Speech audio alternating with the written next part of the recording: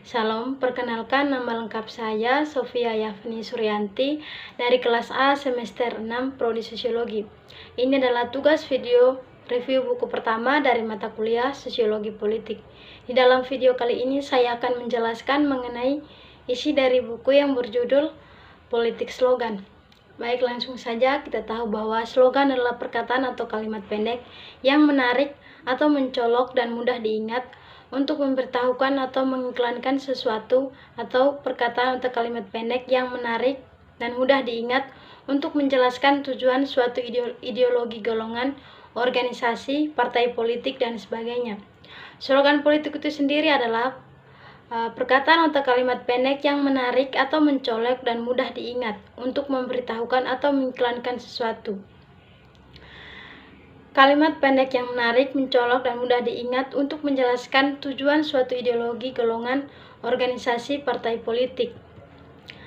Partai politik sebagai bagian dari penentu kehidupan yang baik lewat tugas legislatif, menjunjung tinggi kejujuran, keadilan, kebebasan, tentunya menjunjung tinggi moralitas, sehingga merumuskan slogan yang mencakup hal tersebut. Kehidupan yang baik sebagai visi partai politik dirumuskan dalam slogan politik. Slogan politik.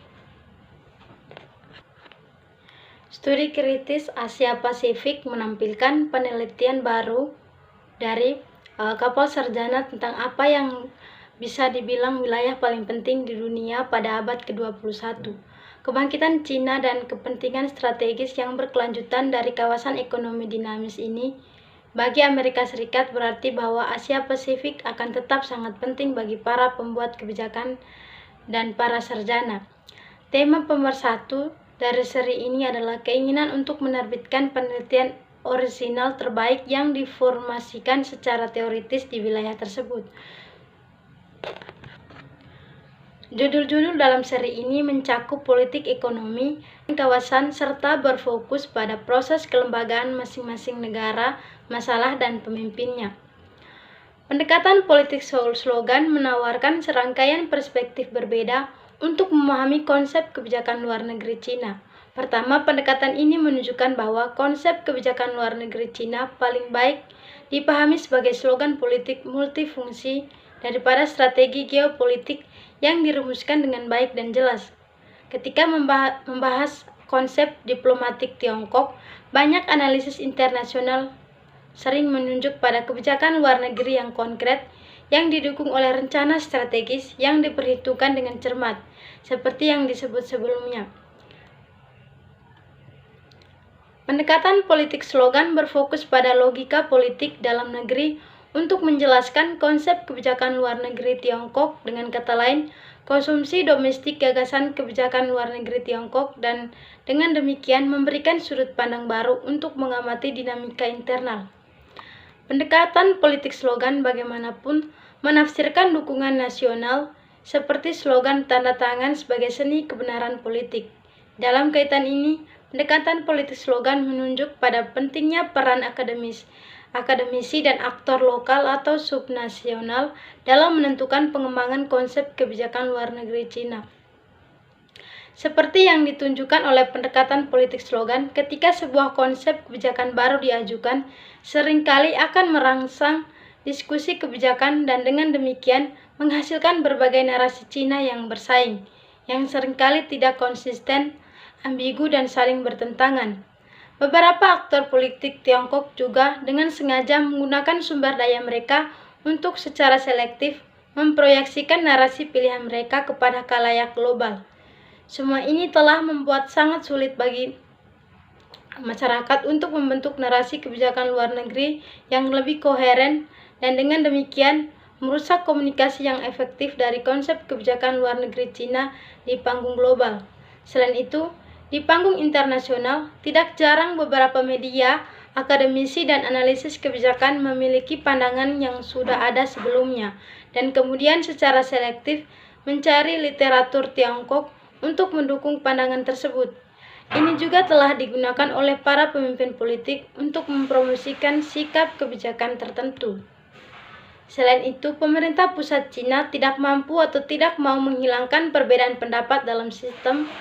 Dalam banyak kasus, pemerintah pusat telah mengizinkan aktor lokal untuk berpartisipasi dalam proses pengambilan keputusan dan memungkinkan beberapa tingkat konsentrasi dan keterbukaan terkadang membuat konsesi yang diperlukan untuk melegitimasi sistem dan mencoba seperti disebutkan sebelumnya untuk mengkonsolidasikan dukungan domestik. Konsep dan pedoman kebijakan pusat yang relevan sengaja dibuat untuk mengakomodasi kepentingan pemangku kepentingan domestik. Meskipun tingkat toleransi ini dapat memperkuat sistem otoriter dan legitimasi proses pengembalian keputusannya. Fungsi mendasar dari slogan-slogan politik adalah untuk menyampaikan informasi dan mendorong tindakan.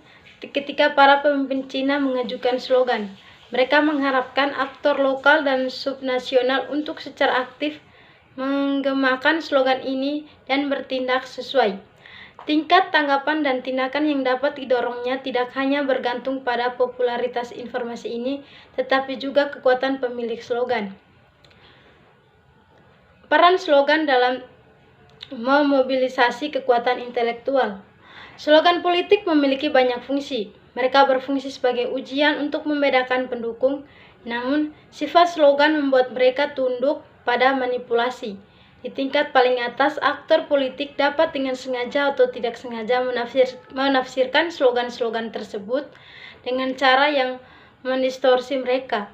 Di tingkat menengah, para aktor kebijakan dapat menginterpretasikan slogan-slogan tersebut dengan cara yang mereka sukai untuk memajukan kepentingan departemen dan daerah mereka sendiri.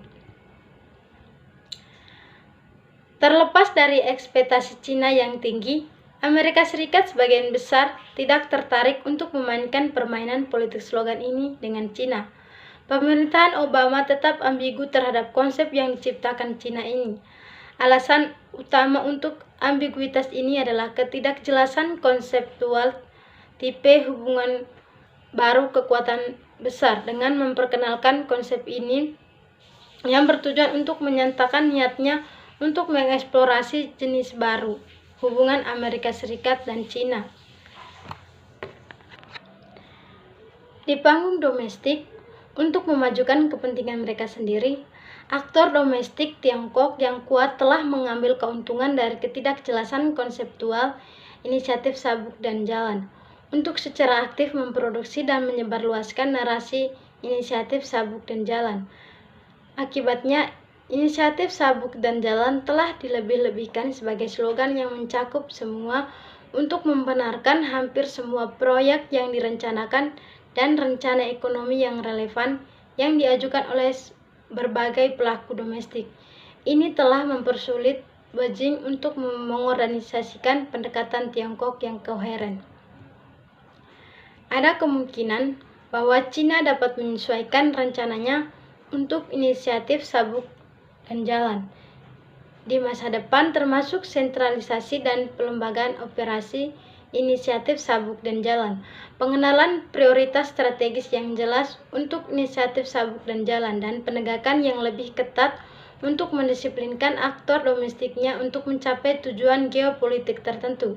Semua langkah tersebut dapat membuat inisiatif Sabuk dan Jalan lebih mirip, tidak harus setara dengan strategi besar yang koheren, jelas, dan konsisten. Selanjutnya, slogan komunitas bersama masa depan umat manusia. Di sini menunjukkan bagaimana komunitas masa depan bersama bagi umat manusia dikedepankan sebagai konsep yang samar-samar dan secara bertahap, dipenuhi dengan makna secara bertahap dan bertahap. Proses ini telah menghasilkan penggunaan konsep dan turunannya yang longgar dan terkadang bertentangan yang tidak semuanya berada di belakang perhitungan strategis. Meskipun Sivitas Akademika Cina telah dimobilisasi secara aktif untuk mengembangkan konsep ini, konsep tersebut belum memberikan ide-ide substansial yang relevan dengan kebijakan. Meskipun demikian, konsep tersebut tidak boleh diabaikan begitu saja. Meskipun tidak memberikan panduan praktis untuk tindakan, ini menandakan aspirasi Tiongkok untuk dunia yang mengglobal dan memegang status suci dalam sistem teoritis. Dalam hal ini, lebih baik memahami konsep ini sebagai slogan yang signifikan secara simbolis daripada gagasan kebijakan yang konkret dan praktis. Baik, sekian saja dari saya. Semoga bermanfaat. Terima kasih.